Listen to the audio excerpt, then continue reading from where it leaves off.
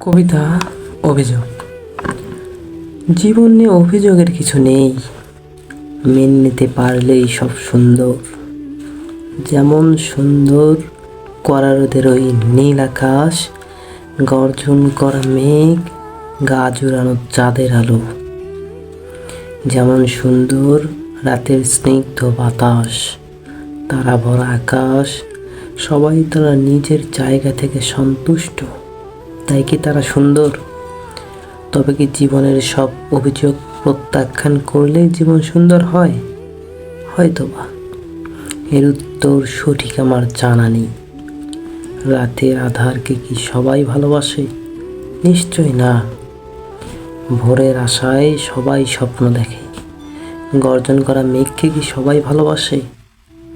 নিশ্চয় না। বৃষ্টির জন্যই তার কদর বাড়ে। তীব্র সূর্যকে কি সবাই ভালোবাসে? নিশ্চয় না।